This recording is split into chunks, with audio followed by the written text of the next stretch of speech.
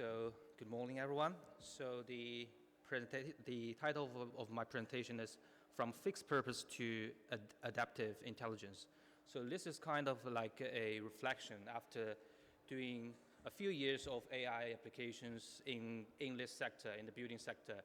Then this is some kind of reflections I have together with all of my co-authors. So first of all, I would like to start with how AI is commonly applied in the building sector. So we know that we have now everyone talks about AI, and AI become a thing that everyone wants to use. They want to make it easier. They want to let the machines to learn the pattern from data so that we could get more automatic and more insightful information like the energy prediction. So what typically we do, the current practice is we collect the data from sensors, from submitters, from the environmental sensors, indoors and outdoors, and we spend huge amount of time to clean the data and to extract the features from it. Typically, it will cost us like 60 to 80% of the time to do it. Then we throw all the data to an AI, LSTM, whatever it is. Then we expect for the best. We try to compare the performance from the training data against the valid data versus against the test data, and we try to see the AI if AI works.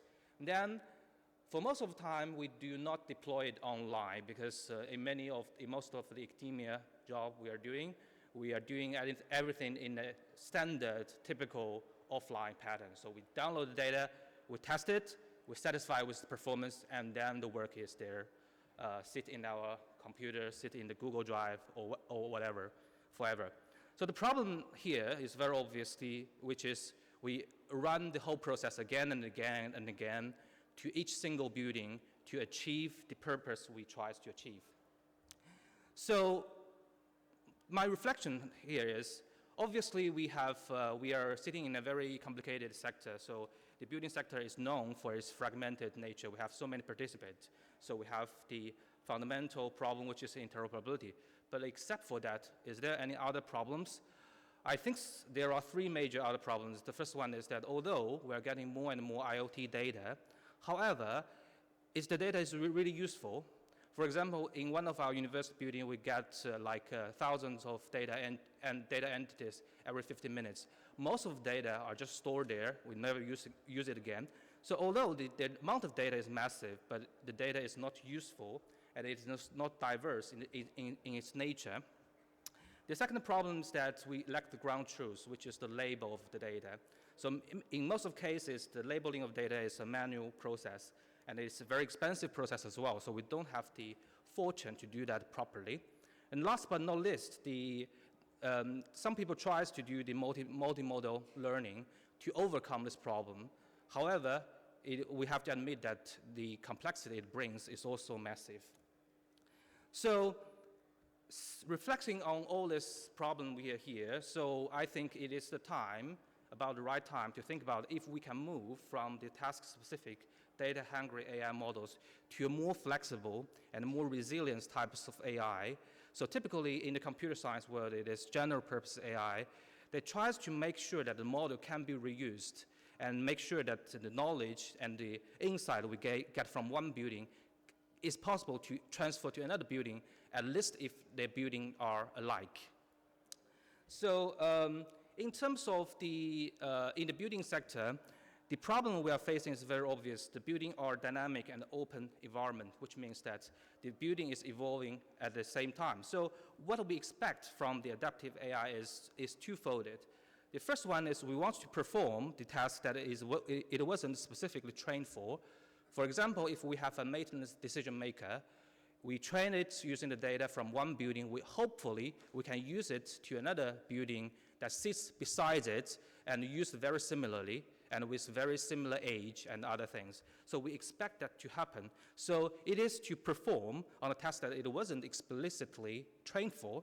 The other key capability we need to implement is we try to adapt to new challenges using the limited new data, which means that as we know that the occupant status change, the environmental condition change, climate change kick in, so that we have so many factors that kicks in that we need to make sure that the AI can also adapt to the change in that sense. So philosophy, in terms of the philosophy behind the adaptive AI, so we come up with this diagram that summarizes the trials of adaptive intelligence in the beauty sector in 4 different pathways. The first pathway is that since we have a lot of knowledge, they are unstructured, encoded knowledge, and we have so little data, what I mean is the useful data that can really be transferred into the actionable insight. So what we can do is, the first way is we can configure AI to make sure that it can learn better from the very limited size of the data. So this is what we call automatic machine learning. So we configure the AI model in a more efficient way so that it can learn from data more efficiently. The other 3 approaches tries to make better use of the knowledge, a big pack of knowledge that we rarely used.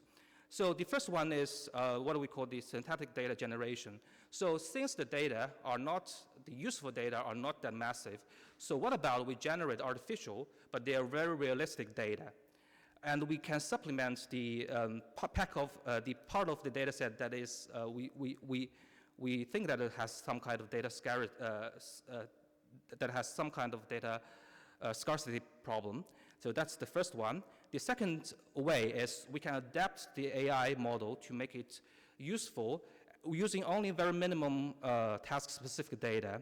And last but not least is we can use the specific explicitly coded knowledge in the knowledge graph or in whatever format that can be transferable to another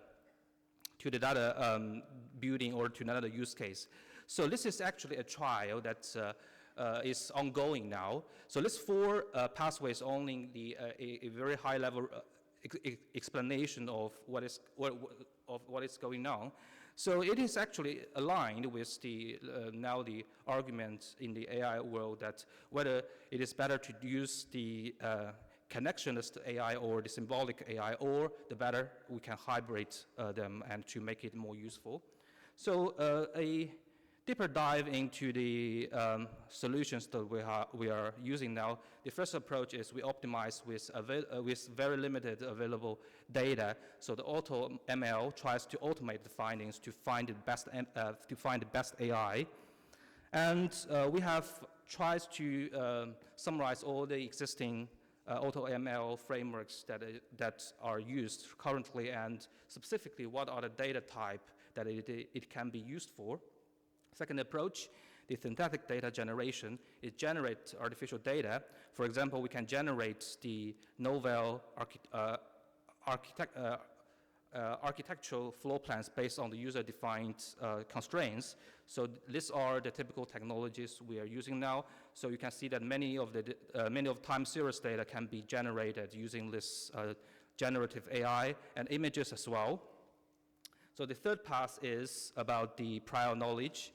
So we can use the prior knowledge by using the foundation model. And we can, for example, we can use the vision foundation model to segment the room from the floor plans.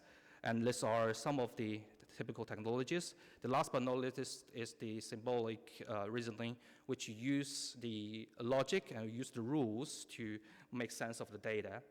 And a new emerging trend is that some early stage studies tries to merge the neural network with the symbolic AI, which they come up with the neuro-symbolic AI, which is actually a new trendy thing, and I think it could solve many of the problems. So to sum up, the integrative analysis is that these 4 types of approach can be used across different stages of the building and can be used across different types of the data, including geometry, product, logistic, real-time, regulatory, occupant, and even the multimodal data. So to sum up, so the 4 pathways we found or we summarized need to be strategically chosen based on the task, based on the data available, as well as the degree of domain knowledge we require for this. So they are good in different perspectives. Auto ML, they are good for structured, tabular, or time series data. this synthetic data generation, it is good to fix the data scarcity problem and also to fix the data, the label imbalance. And the zero or short learning tries to use the data and the knowledge that we could possibly reuse, and symbolic reasoning tries to use the explicitly encoded domain knowledge. But list pathways are not exclusive.